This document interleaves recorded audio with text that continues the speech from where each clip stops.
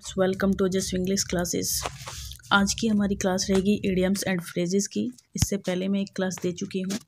अब लगातार हम कुछ क्लासेस हम इडियम्स एंड फ्रेजेस की रखेंगे ताकि एक टॉपिक क्लियर हो जाए और आपको कंटेंट भी अच्छी मिल जाए। ठीक है, तो चलिए स्टार्ट करते हैं आज का वीडियो।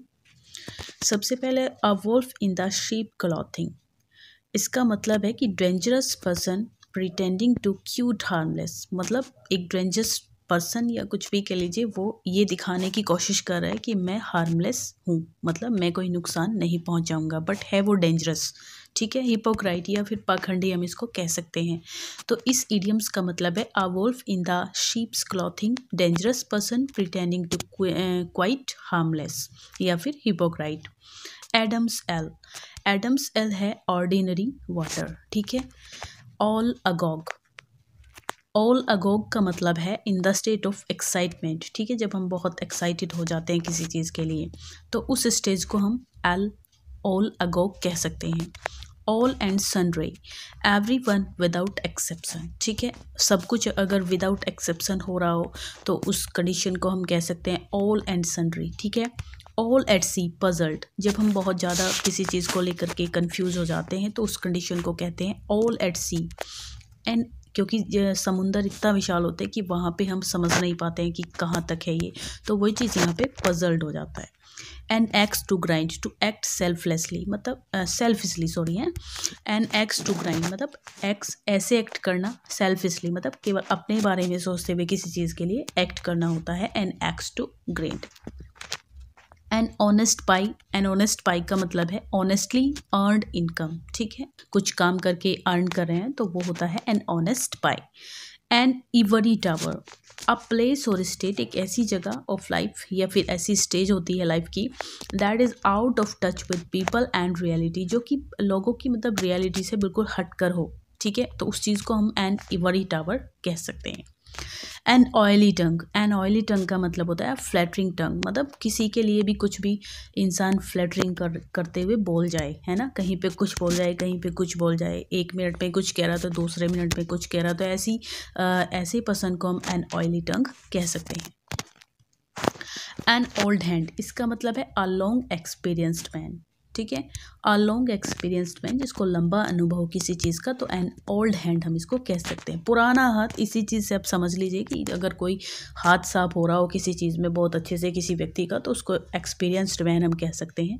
Apple of Discord. ठीक है, ये एप्पल ऑफ डिस्कॉर्ड गाइज होता है कॉज ऑफ क्वारल। ठीक है, कोई भी रीज़न हो किसी लड़ाई का तो उसको हम एप्पल ऑफ डिस्कॉर्ड कह सकते हैं, जिसकी वजह से कोई डिस्प्यूट हो जाए, कोई झगड़ा हो जाए। Apple of one's eye. Apple of one's eye का मतलब है एन ऑब्जेक्ट ऑफ लव। ठीक है, an object of love. Apple apple play order, इसमें हम कह सकते हैं इन परफेक्ट ऑर्डर। मतलब एप्पल प्ले ऑर्डर का मतलब है कि एक परफेक्ट ऑर्डर, बिल्कुल ठीक ठाक ऑर्डर हो जो सही तरीके से किया गया हो। Ask for trouble. Ask for trouble है टू इनवाइट ट्रबल, मतलब ट्रबल को बुलावा देना, बुलाना उसको। ठीक है, उसको हम कहते हैं ask for trouble. At a stone's throw very near, मतलब अगर एट स्टोन्स थ्रो का मतलब है कोई चीज़ बहुत नज़दीक है। Eight a stones at bottom inwardly, इसका मतलब होता है इनवर्डली, एट बॉटम का। ठीक है। At cross road. At cross road को हम बोलेंगे टू बी इन कन्फ्यूज़न। ठीक है। एट डेंजरस डाउन, इसको कहेंगे हम in a state of bitter enmity. At large मतलब फ्री। एट लार्ज का मतलब है इजीली है, फ्री है। ठीक है। At sea perplexed. आगे दोस्तों, at sixes and sevens. At sixes and sevens का मतलब है कभी 6 कभी 7, तो इन कन्फ्यूज़न एस का भी मतलब कन्फ्यूज़न में जब इंसान हो तो उस कंडीशन को हम at sixes and at sevens उसको कह सकते हैं। डिसऑर्डर या फिर डिसऑर्डर, है ना, जो कोई व्यक्ति सही ऑर्डर में काम ना कर रहा हो। At stake. एट स्टेक का मतलब है इन डेंजर, खतरे में होना। At the 11th hour. At the 11th hour का मतलब होता है at the last stage, at the last moment, है ना, जब किसी बिल्कुल चरम सीमा पे कोई काम आ जाता है, कोई अवस्था ऐसी हो तो उसको हम एट द 11th आवर बोल सकते हैं। एट टाइम्स, इसका मतलब होता है समटाइम्स। ठीक है, कभी कभी। Back out. बैक आउट का मतलब है टू विथड्रॉ। ठीक है, हटा लेना किसी चीज़ को, टू विदड्रॉ, बैकआउट, वापस ले लेना। बैकअप का मतलब होता है गिव सपोर्ट टू, है ना, किसी को सपोर्ट देना, किसी के पीछे उसको हेल्प देना, ठीक है।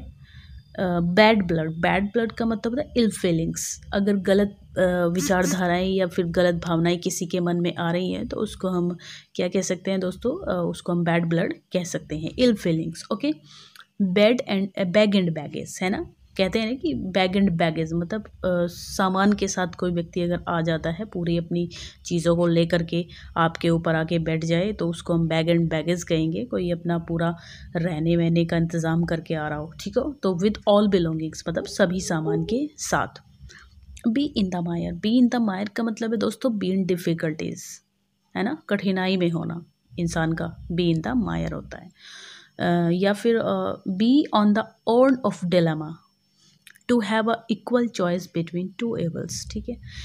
Be on the horn of dilemma का मतलब है मतलब इक्वल, दो इक्वल चीज़ें हैं, गलत चीज़ें हैं और उन गलत चीज़ों में से हम एक ना एक हमको वहाँ पे एक्सेप्ट करनी है।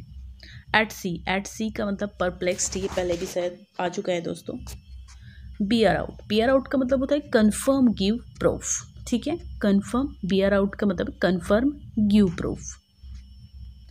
बियर विद होता है ये, सॉरी बियर, ये बियर में जो ए लगा है दोस्तों ये एक्स्ट्रा है, तो अब BEAR ही बियर होता है। तो टॉलरेट करना, किसी चीज़ को सहन करना, बियर विद होता है, मतलब बियर सहन करना विद साथ में। बीट आर रिट्रीट का मतलब है to retire before the enemy, okay, to retire before the enemy, beat a retreat. At times का मतलब होता है समटाइम्स, कभी कभी।